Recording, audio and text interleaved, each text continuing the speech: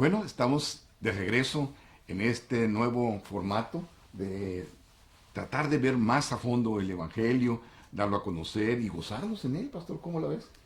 Por supuesto que uno se goza porque el Evangelio son buenas noticias de gran gozo, y el gozo es porque ha nacido en la ciudad de Belén un Salvador, el cual es Cristo. Y como dice Mateo 1, Él salvará a su pueblo de sus pecados. Y Lucas 19. la alegría es que ahora nosotros vivimos con naturaleza de Dios y naturaleza pecaminosa. Pero sabemos que ya Cristo, por lo que hizo en la cruz, nos redimió, nos compró. Estamos en la gracia, en la salvación, y por eso da alegría. Ahora, perdemos ese gozo, ¿verdad? Yo creo que cuando mal informamos acerca del Evangelio, porque cuando metemos temor, automáticamente retiraríamos la gracia y retiraríamos la bendita esperanza, porque entonces está dado a lo que tú puedas hacer, ya sea aceptarlo, bautizarte, lo que vaya a hacer, siendo que le quitamos un poco la gracia que hizo Jesús completa en la cruz. Pero ahora, vuelvo a hacer una pregunta antes de entrar, inclusive a manera inclusive como de preámbulo. ¿Por qué les crees, pastor, que resulta tan difícil creer, como por ejemplo en Lucas 19, que Él vino a salvar al que estaba perdido? Y si vino a salvar al que estaba perdido, ¿se refería nomás en el momento y después ya no? ¿O son a todos los perdidos? Pues claro que yo sí encuentro el otra apertura cuando ya viene a los gentiles y le dicen en Efesios capítulo 2 y capítulo 3 que abrió la puerta a los gentiles, o sea, a los no creyentes, aun cuando estaban en lo que estaban. Entonces, pero ¿por qué consideras que esa buena noticia no tiene el impacto? Bueno, yo considero, estudiando la historia de la iglesia, y eso fue una materia que se estudió en el seminario, todo un año. Y la historia de la iglesia ha sido informada a través de lo que se dejó escrito en los concilios, en los cambios que hubieron. Y vemos como la iglesia cristiana ha tenido una alta y una baja, ha tenido reformas, reformadores, ha tenido entre ella misma disputas, una apología hasta agresiva. Y entonces el cristianismo ha estado involucrado en una mezcla, porque han querido imponerle cosas que ya pasaron y están viejas. Cuando somos nuevas. Las viejas cosas pasaron ya, ahora son hechas todas nuevas. Y por eso hoy el tema que vamos a estudiar tiene que ver en parte con la obra del derramamiento de la sangre de Cristo. Exacto. Que eso significa que murió. Exacto. Qué bueno, muy buena tu respuesta, porque yo también te iba a decir, pastor, ¿tendrá que ver con la confusión de los tiempos? ¿Tendrá con la no aceptación de los tiempos? Porque si tú sabes, hay un dicho en el mundo cristiano común, que todo es lo mismo, que lo mismo que se dijo para un momento, se dijo para otro, y que tanto todo se debe aplicar en la misma forma. Y yo siento que ese es el peor engaño, o sea, no tiene ni siquiera el primer año de kinder de teología, ¿verdad? ¿Por qué? Porque Dios le habló, dice, en diferentes tiempos, y ahora, dice, las cosas son hechas nuevas, pero no dice todas las cosas. Es decir, hay una nueva criatura, hay una nueva vida en el espíritu. Entonces quiere decir que es no querer aceptar los tiempos. Esa es una. La otra es que la iglesia, en la mayoría de los casos, nunca se ha dedicado, los teólogos que componen las denominaciones, a desarrollar el conocimiento, la posición, la congruencia, ¿sí?, que uno tiene como hijo de Dios por lo que hizo el mediador. Exactamente. Porque el mediador tuvo que morir primero. Sí. Porque la palabra dice, y lo vamos a leer, que un testador, antes de que él muera, él lo escribe, pero no es válido hasta que no muere. Así es. Y aquí dice la Biblia que él murió, así que se cumplió, y vamos a darle lectura. Así, como antecedente, tenemos que, para entender la teología del Nuevo Testamento, tenemos que entender al apóstol Pablo, porque él es el que tiene el grueso del Antiguo Testamento. Y la palabra clave, ¿sabes que para Pablo, para entender la teología, es dos letras? En Cristo. Estamos ya crucificados, etc. Esa palabra en nos da una postura actualizada, porque a partir de la venida de Cristo viene una consumación de lo que se dijo desde el principio y se le prometió a Abraham, etcétera, etcétera, del predecreto. Entonces quiere decir que, como vas a ver ahorita, tenemos que tomar en cuenta esas posturas, ¿verdad? Esas valencias. Aquí había un tipo de enseñanza, ahora dice son hechas nuevas. Adelante, pastor. Sí, nosotros sabemos, todo cristiano que lee las epístolas de Pablo sabe que la que escribió a los hebreos era para los hebreos. Para los hebreos creyentes, ¿verdad? Claro, nosotros los cristianos que no somos hebreos, somos gentiles, la utilizamos, hay muchos mensajes lindos, pero sabemos que fue a los hebreos. Por eso Pablo utiliza los primeros capítulos hasta el 10. Los variando, ¿verdad? Sí, en sus cómo funcionaban los pactos. Exactamente. Y el templo, cómo funcionaba. En su forma de creencias, en sus maneras. Ahora lo vamos a ver con los animalitos. Sí. Mira como dice aquí el apóstol Pablo en el capítulo 9, él menciona cuando Cristo ya está presente en el versículo 11, sumo sacerdote de los bienes venideros por el más amplio y más perfecto tabernáculo, no hecho de manos, es decir, no de esta creación, y no por sangre de machos cabríos ni de becerros, sino por su propia sangre entró una vez para siempre en el lugar santísimo, habiendo obtenido eterna redención. Santísimo, Tahía. El lugar de Dios, el habitáculo de Dios. Porque si la sangre de los toros y de los machos cabríos y la ceniza de la becerra rociada a los inmundos santifican para purificación de la carne, aquí donde Pablo le da duro, dice, cuánto más la sangre de Cristo, el cual, mediante el Espíritu Eterno, se ofreció a sí mismo sin mancha a Dios, limpiará nuestra conciencia de obras muertas para que sirváis al Dios vivo. Sí. Pastor, yo quisiera dejar también, un poquito antes, dejar claro, vamos a seguir, pero yo quiero enfatizar esta parte de la lectura. Tú síguele adelante, pero yo quiero dejar que los que están escuchando oigan esto que ya lo mencionó el pastor, sino por medio de su propia sangre, obteniendo redención eterna. Eso es un buen punto. Independientemente, por la sangre de los machos, no de los machos cabríos, etcétera. No, eso no dice. La sangre de Cristo, que con el Espíritu Eterno mismo se ofreció sin mancha a Dios, purificando nuestra conciencia de las horas muertas para servir al Dios vivo. ¿Cuánto tiempo? ¿Por cuánto tiempo? Logrando redención. Pero eterna. Precisamente, mira, eso está escrito. Entonces uno dice, sentí la electricidad que entró y me limpió la limpia conciencia. No, eso es por fe. Sí, eso es lo que produce la fe, ¿verdad? O sea, ¿tú entiendes? Eso tienes. Está escrito ahí. Sí, está escrito. Bueno, o sea, si uno dice, como dice Pablo, como le dijo al carcelero de Filipo, ¿qué tengo que hacer para ser salvo? Dice, bueno, creen en el Señor Jesucristo. Usa el don de la fe, ¿verdad? Tú sabes, te estamos diciendo de alguien, porque estaban cantando, estaban amarrados ahí con un cepo, y a medianoche vino un terremoto y se abrió la celda. Tú sabes la historia, pero este hombre tenía que creyó, y ya vemos toda la historia. Sí. Entonces esto es lo mismo, estamos hablando de que aquello en el Antiguo Testamento era para ir preparando al mundo hasta que llegó Juan y en el río Jordán dijo, he ahí el Cordero de Dios que quita el pecado del mundo. He ahí. O sea, ya a partir de ahí empezó Jesús 3 años y medio. Ya por su cuenta Juan le cortaron la cabeza y Jesús siguió. Y hasta que él no dijo consumado es, ni se entendió. Sí. No lo entendieron. Oye, amigo, y qué bueno que lo mencionó, no entendimos. Y eso que no entendemos hoy, ¿será que tiene que ver con esa palabra de 2 letras, fe? Que todavía no podemos entenderla perfectamente. Lo que tú estás diciendo va a dar paso al otro capítulo que vamos a leer ahora. Sí, como no. Sí, porque mira, fíjate, aquí esto tiene que ser por fe. Sí. Porque estamos en el 9. Sí. En el 12 dice, Jesús es el autor y consumador de la fe. Sí, claro. Y en el 11 habla de la fe que es imposible. Anterior, la que tenía que ser, la que sus obras fueron tomadas por justicia. Pero nosotros los gentiles ya no nos somos obras, sino que simplemente Él es el autor y consumador de la fe. Entonces tiene que ser por fe.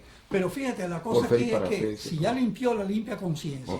Es lo que quería también, Domingo, discúlpame, ver en estos puntos. ¿Qué pasa si yo te dijera, por eso te mencioné lo de la fe, por eso te tomé la palabra de nuevo. Si yo quisiera definir mi fe, Domingo, ahorita que estábamos leyendo esto, me vino esa pregunta para ti. Yo pudiera decir entonces que tengo fe si yo vi que aquí dice que Él por su propia sangre obtuvo redención eterna. Y luego, lo anoto, y eso purificará nuestra conciencia de obras muertas para servir al Cristo vivo, porque Él mismo se ofreció sin mancha a Dios. A ver, esos dos grandes núcleos, esos dos grandes conceptos que están tan sencillos aquí, ¿podríamos decir que eso puede ser el recurso de la fe que yo recibo como regalo? Por supuesto, ese es el recurso. Ese es el recurso. Lo que pasa es que si todavía los hermanos hebreos a los cuales se les escribió esta carta se mantienen con la idea, según teólogos de ellos, hacer un templo, están ahora volver a los sacrificios, tratar a de las fabricar fiestas, una vaca con un pelito rojo, y volver a las fiestas, etc. Eso es imposible. ¿Para qué? Eso es imposible. Pero sin embargo, dentro del cristianismo se empezó a mezclar en los primeros siglos algo del antiguo pacto con el nuevo, que se ha mantenido a través del tiempo, a pesar de la reforma de Lutero, porque se ha puesto a la iglesia debajo de la posibilidad de un juicio. Exactamente. Y el juicio tiene que ver con tus obras. Así es. Si no las cumples como tú debes, entonces lo que pasa es que a tú meterte en tus obras, cuando ya dice que fuiste limpiado de las obras de muerte, deja la sangre de Cristo fuera. No, tu conciencia ha sido limpia de la sangre, las obras de muerte, y eso se acabó. Purificará nuestra conciencia de obras muertas. No somos justificados por las obras, sino por la gracia, por la fe. Exactamente. Entonces, ese es el peligro que hay, y vamos a verlo ahora. Lo vamos a ver en 1 Timoteo, capítulo 1, donde dice aquí el apóstol Pablo,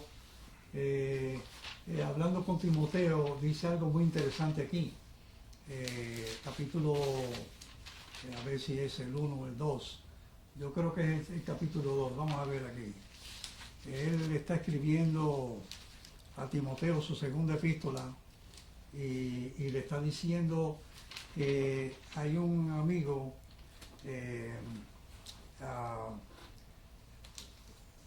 que tiene un problema aquí en la iglesia, y le dice a Timoteo, segunda carta a Timoteo, el capítulo 1 le dice, el versículo 12, retén la forma sana de la palabra que de mí oíste, en la fe y amor que es en Cristo Jesús. Amén. Ok, ahora dice, guarda el buen depósito por el Espíritu Santo que mora en nosotros. Ya sabes esto, que me abandonaron todos los que están en Asia, de los cuales son Fileo y Mejones. Tenga el Señor misericordia de la casa de ellos, porque muchas veces me confortó y no se avergonzó. Entonces dice que aquí hay unos hermanos que sí lo apoyan. Sin embargo, cuando le escribe la primera epístola, dice aquí Pablo, a ver si está aquí, a ver si dice aquí,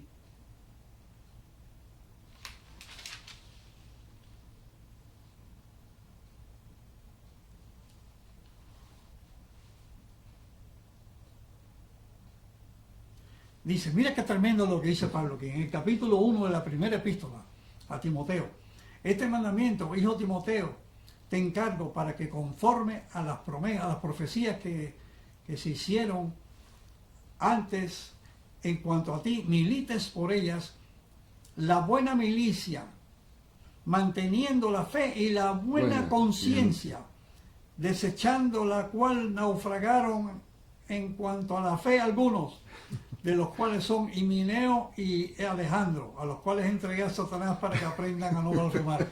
¿Qué abandonaron? La fe y la limpia conciencia. Sí. O sea, quiere decir que ya Pablo estaba anticipando que es posible. Es posible. O sea, si se le está diciendo a los hebreos, mira, no es vaca roja, no es un macho cabrío, cuanto más la sangre de Cristo limpiará vuestras conciencias de obras de muerte. Amén. Entonces, y porque tenemos una redención eterna. Sí, porque dice, porque hay redención eterna, y dice, como se convirtió en el mediador del nuevo pacto, pero para ser mediador tuvo que derramar su sangre y morir, y él murió. Sí. O sea que se cumplió. Sí. O sea que el nuevo pacto existe y se acabó el antiguo. Sí, y la razón es sencilla. A veces no entendemos por qué es ese viejo pacto. El antiguo pacto estaba dado en sacerdotes. Y hacer cosas. Pero el problema del sacerdocio es que había un intermediario humano. Pero resulta que el pacto se sabía que iba a venir un Mesías. Es decir, estaba escrito. Pero ¿cuál es la confirmación del nuevo pacto con los judíos que pasa de un poquito diferente a los gentiles? Porque a ellos no necesitas decirle lo anterior, sino son dados únicamente por gracia. Ahora, en el pacto nuevo a los judíos era decirle que ese mediador no nomás medió, es decir, que la mediación no era como la de un sacerdote, aunque él podía ser mejor sacerdote que los seres humanos, sino lo que dice aquí, que él murió. Es decir, fue más allá del sacerdocio. Ese es el nuevo pacto. Y cumplió él. Porque si no fuera así, entonces él estaría haciendo por nosotros continuamente, lo que muchos cristianos creen inclusive, que Dios sigue ofreciendo por tus pecados, pero no es lo que dice el Nuevo Testamento. El Nuevo Testamento dice, el Nuevo Pacto dice, que era sacerdote, que es mejor que todos los que hicieron chivos y todos los que mediaron con eso. Sin embargo, dice, el mejor pacto, aquí está, el secreto, es que se convirtió en el pecador. En la ofrenda. En la ofrenda. Él es la ofrenda, no el que propone la ofrenda, sino él fue la ofrenda. Eso hay que recalcarlo. Y qué bueno que lo estás haciendo, Domingo, y qué bueno que lo estamos haciendo. Pero ¿sabes una cosa? Qué bueno que lo estamos haciendo con Hebreos. Porque al presentar Hebreos, que fue la luz que nos dio para el libro, ¿verdad?, que hicimos de Pablo, empezamos por Hebreos, es para que puedan entender algunas personas que han tomado de esa mezcla que tú hablaste ahorita, para que se den cuenta que aún estando en el antiguo, es decir, con el conocimiento de lo que es antiguo, que lo estás poniendo aquí Pablo, les da a entender la novedad de vida, la novedad de la salvación eterna en Cristo Jesús. No, y lo interesante es que Pablo, cuando menciona el templo, en los capítulos anteriores, aquí está hablando, y la traducción esta es la correcta, ¿Sí? que Jesús entró al lugar santísimo, Sí, al trono mismo, al trono mismo. Sí. Por eso dice se sentó. Sí. Se sentó en los lugares celestiales, en el trono. Sí. Entonces Él está reinando en vida.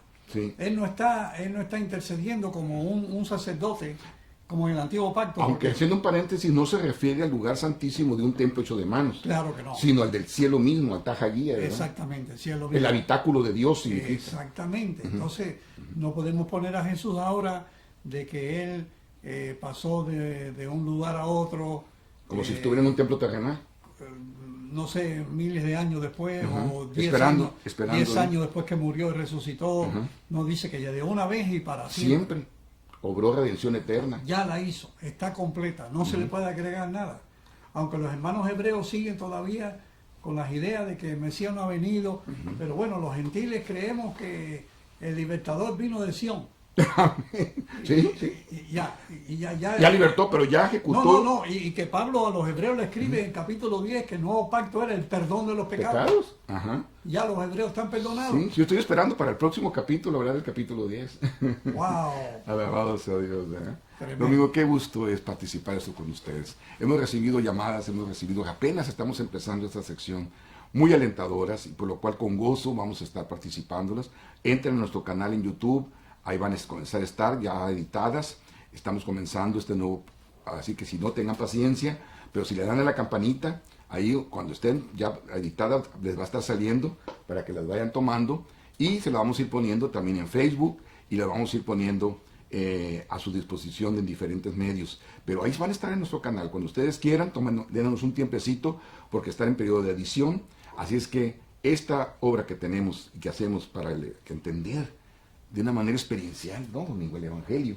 Sí. Quisiéramos llevarlos a la experiencia de dar el Evangelio. Así es que, qué bueno que han estado con nosotros. Domingo, ¿te gustaría despedir este segmento? Seguro. Padre, gracias te damos por Jesucristo, que es nuestro Salvador, tu Hijo amado, que es nuestro hermano mayor, y aquí en la tierra esperamos el gran regreso, el establecimiento de la nueva tierra. Bendice a todo aquel que miró y oyó, y que se confirme en él la seguridad de lo que Cristo hizo es para siempre y completo. Amén. Y que no se le pueda añadir ni quitar nada. Ya estamos dentro del proceso para que cuando llegue el momento nos vayamos contigo. En el nombre de Jesús. Amén y amén. Amén. Nos vemos en el siguiente segmento. Sean bendecidos con toda bendición espiritual.